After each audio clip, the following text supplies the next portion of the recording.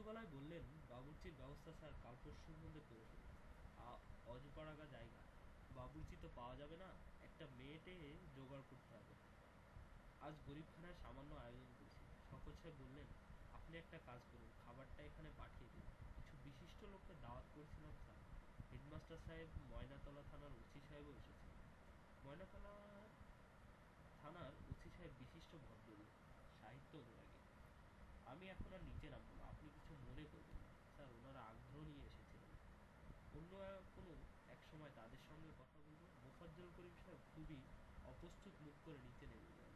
প্রায় সঙ্গে সঙ্গেই উঠে এলেন। শওকত সাহেব বললেন, কী ব্যাপার স্যার, আপনার বোতলটা এসে পৌঁছেছে। এই যে স্যার বোতল, টেবিলের উপর রেখে দিন। আপনার খাবার কি স্যার নিয়ে আসবো? অতিথিরা চলে যান, তারপর আনবেন। আমি বেশ রাত করে খাই, যদি সম্ভব হয় 1 কাপ চা পাঠাবেন। জি আচ্ছা। চিনি বেশি করে দিতে বলবেন, আমি চিনি বেশি খাই। জি আচ্ছা। মজার ব্যাপার হচ্ছে, প্রথম দর্শনে বাড়িটা যত খারাপ লেগেছিল এখন তা লাগছে না, ভালো লাগছে। শুধু ভালো না, বেশ ভালো লাগছে। তিনি বসে আছেন বারান্দায়। বারান্দায় এই অংশে রেলিং আছে বলে বসে থাকতে কোনো রকম অস্বস্তি বোধ করছেন না। তার সামনে গোল টেবিল, টেবিলের উপর কুরুশ কাটা টেবিল ক্লথ, টেবিলের ঠিক মাঝখানে ফুলদানিতে চাপা ফুল। মিষ্টি গন্ধ আসছে সেখান থেকে। বৃষ্টি থেমে আকাশ পরিষ্কার হওয়ার অসংখ্য তারা ফুটেছে। ঢাকার আকাশে তিনি কোনোদিন এত তারা দেখেননি। আকাশের তারার চেয়ে তাকে মুগ্ধ করেছে জোনাকি পোকা। মনে হচ্ছে হাজার হাজার জোনাকি পোকা ঝাঁক বেঁধে এক জায়গা থেকে অন্য জায়গায় যাচ্ছে। দৃশ্যটা এত সুন্দর যে মহাকবি বজলুর রহমানের মতো চেঁচিয়ে বলতে ইচ্ছা করছে, পাগল হয়ে যাবে। চাঁদ উঠেছে, চাঁদের আলোয় দূরের নদী দেখা যাচ্ছে অস্পষ্টভাবে। চাঁদের আলো ঘোলাটে নয়, পরিষ্কার। এই আলোয় কেমন যেন জল জল ভাব আছে।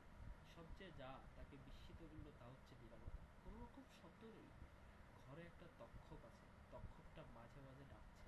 শব্দ বলতে এই, তিনি ভেবেছিলেন যেহেতু বর্ষাকাল চারিদিকে অসংখ্য ব্যাঙ ডাকবে, তা ডাকছে না। এই অঞ্চলে কি ব্যাঙ ট্যাং নেই? মোফাজ্জল করিম সাহেব হাতে কেরোসিনের টেবিল ল্যাম্প নিয়ে উঠে এসেছেন। ল্যাম্পটা বেশ বড়, কাচের চিমনি ঝকঝকে পরিষ্কার, প্রচুর আলো আসছে। স্যার, ওসি সাহেব আপনার জন্য টেবিল ল্যাম্পটা পাঠিয়েছেন। আপনি নিশ্চয়ই রাতে লেখালেখি করবেন। হারিকেনের আলো কম, টেবিল ল্যাম্প আপনার ঘরে দিয়ে আসি। জি, দিয়ে আসুন। আপনার চা একবার বানিয়েছে, তিতা হয়ে গেছে, আবার বানাচ্ছে। ঠিক আছে, কোনো তাড়া নেই। আচ্ছা করিম সাহেব, আপনাদের এদিকে ব্যাঙ ডাকে না? ডাকে তো, ডাকবে না কেন? ব্যাঙের ডাকে ঘুমাতে পারি না এই অবস্থা। আমি কিন্তু এখনো পর্যন্ত শুনিনি। তাই নাকি? বলেন কি?